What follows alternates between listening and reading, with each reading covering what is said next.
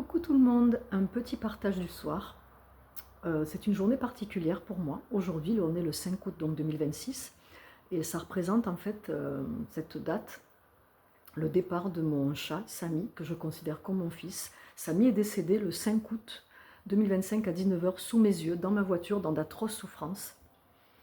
Ce que je voulais vous partager, c'est qu'aujourd'hui, contre toute attente, il n'y a pas de tristesse en moi. Je me sens bien, je sais que Samy est bien. Pourquoi je vais bien? Parce que quand Samy est parti, il a fait remonter bien évidemment beaucoup d'insécurité qui n'avaient rien à voir avec la blessure d'abandon ou le manque de mon chat. J'ai des choses qui sont remontées, qui sont en lien avec mon chemin, des mémoires karmiques et transgénérationnelles qui devaient être libérées. Par chance, c'est mon travail, donc je libère les mémoires. Mais c'est surtout une période, le départ de Samy, où j'avais décidé de reprendre la danse quelques mois avant, de faire un spectacle, et je me suis tout pris en même temps. Des remontées de claustrophobie, agoraphobie, et j'ai pas reculé. Ce que je voulais vous partager, c'est la force que ça m'a donné, ce désir de me guérir. Et puis ça fait partie aussi de mon chemin, vous partagez la foi que j'ai eue, la force intérieure, la foi, mais surtout le désir de ne pas lâcher. Je me suis découragée à plusieurs reprises, donc j'ai préparé un spectacle de danse qui a demandé à peu près plus d'une quarantaine de répétitions, des cours de danse que j'ai repris dans des milieux clos, des endroits clos, avec du monde. J'ai énormément d'insécurités qui sont remontées, j'ai beaucoup souffert, et au fur et à mesure que je vivais les choses, je libérais les mémoires, je travaillais sur moi, cet enfant intérieur, ces blessures. C'est mon travail certes, mais quand on a un chemin avec un karma très lourd comme c'est mon cas, c'est difficile. Ce que m'ont dit mes guides, c'est tu l'as vécu, tu n'as pas repris de chat tout simplement parce que le but c'était de comprendre ce qui se passe dans le corps avant, pendant et après, donc de vivre toute cette guérison profondément en moi. J'ai fait de l'EMDR, ça n'a pas fonctionné. Enfin, ça n'a pas guéri les choses comme je l'aurais voulu. Ça a peut-être fait des petites choses en moi, mais ça n'a pas marché. Il y a 2 ans à peu près, j'ai fait quelques séances d'hypnose, ça n'a pas fonctionné. Et ils m'ont expliqué là-haut, tu dois te guérir avec ton soin, tu dois vivre les choses, tu dois les comprendre, mieux te connaître, etc. Et c'est ce que j'ai fait, j'ai suivi leurs conseils. Ça n'empêche pas que de temps en temps, je fais des petits coachings aussi avec des personnes que je considère comme des mentors, qui m'apportent aussi, parce que j'ai aussi besoin de me sentir comprise, écoutée, de me reposer un peu de temps en temps sur des professionnels qui accompagnent un peu comme moi, mais avec d'autres façons de faire, qui me correspondent. Ce que je vous partage ce soir, c'est ne lâchez pas, gardez la foi, faites-vous accompagner si nécessaire. Ça marche, ça fonctionne. Quand on y croit, quand vous avez confiance en la personne, confiance en vous en partie, dans votre choix de venir vous faire accompagner. Je me trouve très chanceuse, je suis très fière aussi d'avoir canalisé ce soin il y a plus de 2 ans, que ça marche, que je vois les retours sur les douleurs des personnes, de la fibromyalgie qui diminue, des tensions qui reviennent à la normale, des personnes qui arrêtent les anxiolytiques avec l'accord du médecin bien sûr. Je vois tous ces retours et je l'ai vécu moi dans mon corps. Et aujourd'hui, le fait d'être ancré, de ne plus avoir ces soucis de claustrophobie, agoraphobie, d'aller partout, de me faire plaisir, de ne plus réfléchir comme avant, pour moi, c'est le bonheur.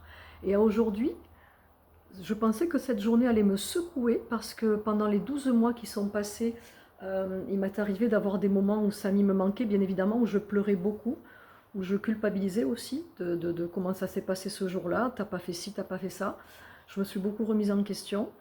Et puis aujourd'hui, on me dit la boucle est bouclée, ça y est, les 1 an sont passés, ça fait 1 an qu'il est parti, regarde le travail que tu as accompli en 1 an.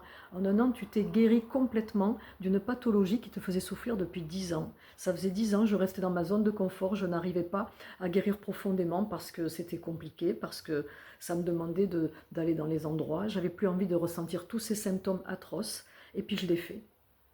Le moment est arrivé, je l'ai fait, parce que j'en avais marre, qu'à un moment donné, je ne veux plus rester dans ma zone de confort, et que c'était le bon moment.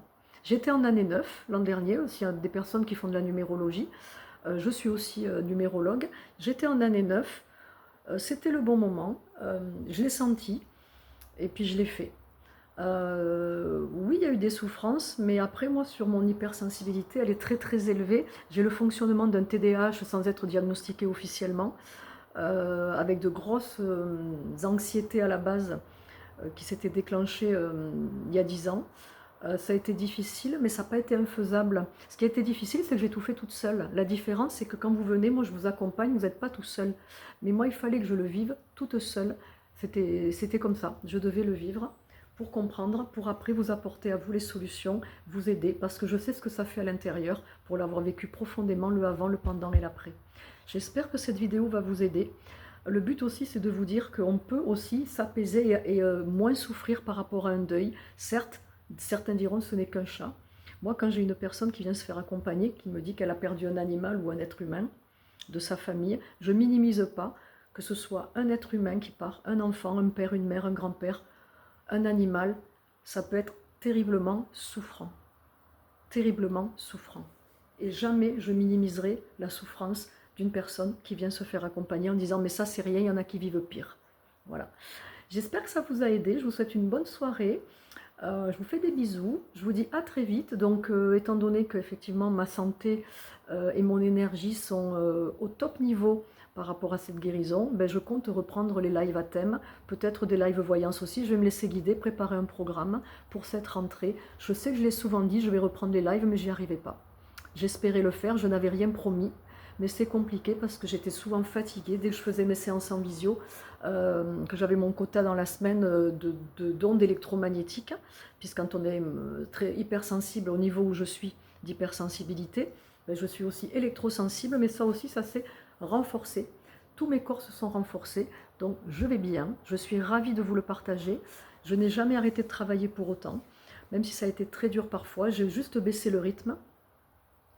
Et je vous le partage pour que vous gardiez la foi, l'espoir. Et puis surtout, n'hésitez pas à venir vous faire accompagner, à vous renseigner, à poser des questions, à m'appeler. Vous avez tout en publication épinglée et sur mon site. Chaque fois que je vous mets un post au quotidien, vous avez tous les liens. Prenez soin de vous, je vous dis à très vite et je vous embrasse.